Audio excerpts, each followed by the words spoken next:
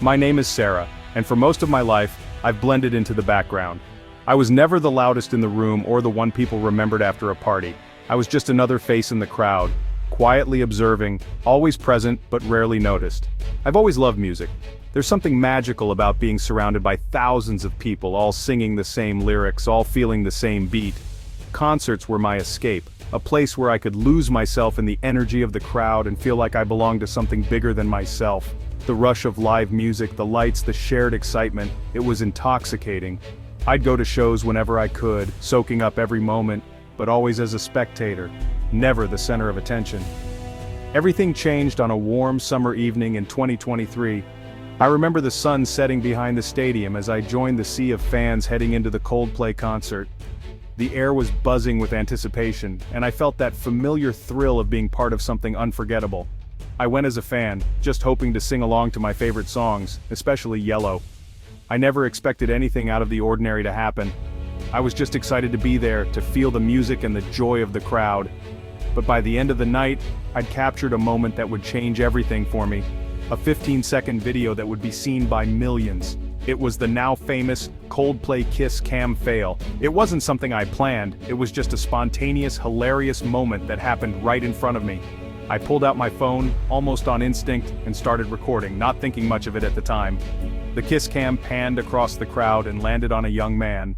Instead of kissing the woman next to him, he turned and kissed his male friend.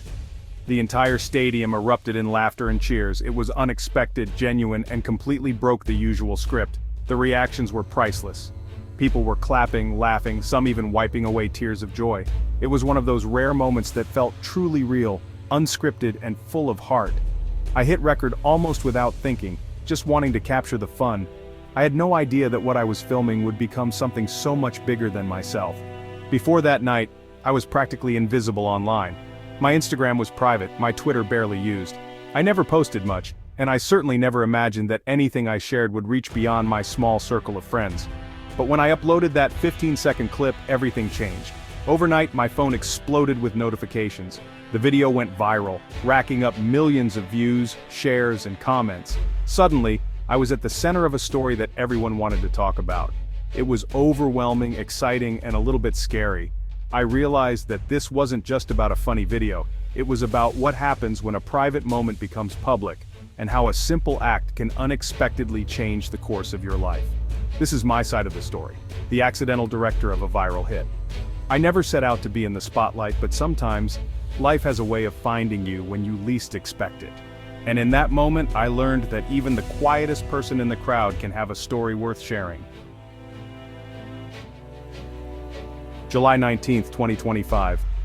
My friend Jessica and I had been counting down for months. The stadium buzzed with excitement, thousands united by music. Our seats weren't great, but the energy was perfect. I wanted to be present, not glued to my phone. I took a few photos, a selfie, but mostly just soaked it in. Then, during intermission, the kiss cam appeared on the big screens. The crowd cheered as couples shared awkward kisses.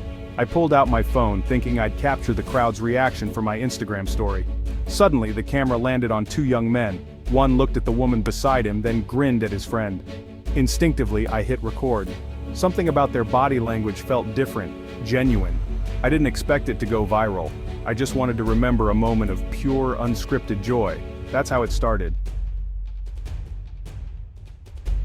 The man kissed his friend's cheek, and the stadium exploded with laughter and cheers. I caught it all. 15 seconds of surprise, joy, and the crowd's reaction. Jessica asked, "Did you get that?" I nodded, replaying the clip. It felt like a secret we all shared. The rest of the concert, I barely thought about it. Back home, I watched the video again and laughed. It was too good not to share, so I posted it on Twitter with a simple caption, "Best part of the Coldplay concert." I added a couple hashtags, hit tweet, and went to bed. My last thought was about the music, not the video. I had no idea my small tweet was about to ignite a digital storm. While I slept, the fuse was lit. The next morning, I woke up to a sound I'd never heard before. My phone buzzing non-stop, vibrating with a relentless stream of notifications. It was as if my device had come alive overnight, each ping echoing the impact of something much bigger than I'd ever anticipated. My video had exploded online. There were thousands of likes, retweets, and comments. numbers that seemed to multiply every time I blinked. I watched in disbelief as the counters spun upward, the digital world reacting in real time to a moment I'd captured almost by accident. It was surreal. My tweet was being shared by celebrities and major accounts, people I'd only ever seen on TV or read about in magazines. Suddenly, my name was being mentioned alongside theirs, my video becoming part of a much larger conversation. Comments poured in from strangers all over the world, legendary, best kiss cam ever, friendship goals. Each message felt like a tiny spark, fueling the fire of virality and making the moment feel even more unreal. The ripple I'd tossed out into the digital ocean had become a tidal wave, sweeping across timelines and feeds, reaching people I'd never met and places I'd never been. I felt a strange mix of excitement and anxiety, my heart racing with the thrill of sudden fame, but also pounding with nerves. Suddenly it felt like all eyes were on me, and I wasn't sure how to handle the spotlight. At work I couldn't focus on anything else. My mind kept drifting back to my phone where the view count hit 1 million, then 2, then 3. Every refresh brought a new milestone and with it a new wave of adrenaline and disbelief. News outlets started picking up the story, writing articles about the video and embedding my tweet in their headlines. Suddenly my ordinary day had turned into something extraordinary. My story spreading far beyond my own circle.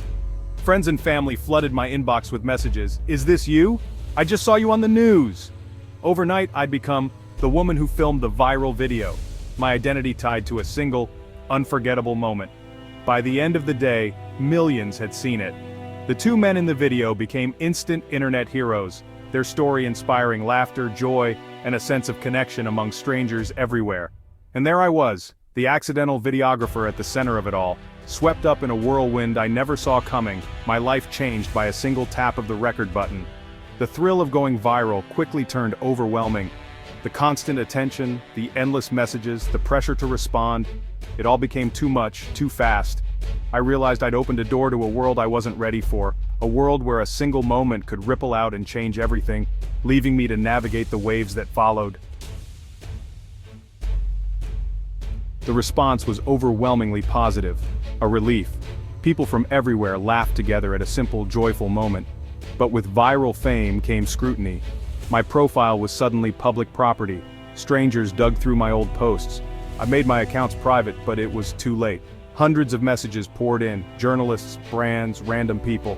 Offline, it was just as strange. Old friends reached out, co-workers treated me differently. I became the Kiss Cam Video Girl, a label that overshadowed everything else. Seeing my video on national TV was surreal. My shaky footage was now news. That's when I realized the scale. This wasn't just an internet thing anymore. It had crossed into the mainstream, and I was along for the ride. My identity was reshaped by a 15-second accident. It was both fun and bizarre. I was no longer anonymous. Weeks later, life gradually settled into a new kind of normal. The initial chaos faded, replaced by a quieter, more reflective routine. I found myself spending more time in familiar places, my favorite coffee shop, my cozy living room, trying to process everything that had happened. The storm of attention eventually faded, but the legacy of that viral video lingered in unexpected ways. Even as the world moved on, echoes of that moment remained in my daily life, like the quiet after a concert, or the stillness of a city at dawn. My online identity was transformed overnight. Suddenly I had an audience watching my every move. Notifications flooded in, and strangers from around the world reached out with comments, questions, and even advice. It was both exhilarating and overwhelming. Every post I made felt like speaking into a microphone with thousands of invisible faces listening. I became hyper-aware of my words, knowing that anything I shared could be amplified far beyond my small circle of friends. At every party or social gathering, the story of the video always came up. Friends and even acquaintances wanted to hear the behind-the-scenes details, and I found myself retelling the same story again and again, each time with a new twist or a fresh perspective. I became an accidental expert on virality, fielding questions from journalists, bloggers, and curious strangers alike. People wanted to know how it felt, what I'd learned, and what advice I had for others who might find themselves in the spotlight. But the best part of this unexpected journey? Connecting with the two men from the video. We had shared a strange, surreal experience, and that bond brought us together in a way nothing else could. They reached out to me, just as bewildered and amused as I was by our sudden internet fame. We exchanged messages, laughed about the absurdity of it all, and eventually decided to meet up in person. When we finally met, we laughed until our sides hurt, sharing stories and inside jokes that only we could truly understand. We became friends, united by a moment that had changed all our lives. Financially though, not much changed for me. I licensed the video a few times, but I turned down most offers that came my way. There were plenty of opportunities to cash in, but something about it felt off. Like I would be profiting from a moment that didn't really belong to me alone. It just didn't feel right to turn a fleeting, accidental moment into a business. I wanted to protect the authenticity of the experience and keep it from becoming just another internet commodity. What truly changed my life wasn't the money or the fleeting fame, but the chance to see how internet culture works up close. I witnessed firsthand how quickly stories spread, how people connect, and how narratives take on a life of their own. This experience gave me a new perspective on the world, and on my own place within it. I realized how small actions can ripple outward, touching lives I'll never meet, and how important it is to stay grounded through it all. In the end, I learned to embrace the story, to appreciate the connections it brought, but not to let it define me. Life moved forward, and so did I, wiser, more connected, and ready for whatever came next.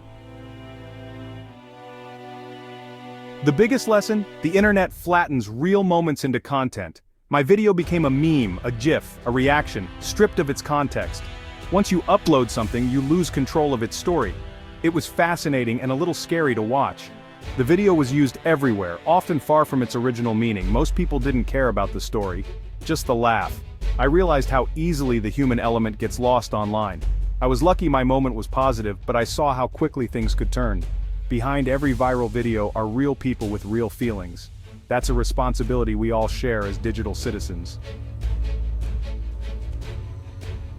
If you ever go viral, first, breathe. The internet storm feels huge, but it will pass. Step back, turn off notifications, and ground yourself in real life.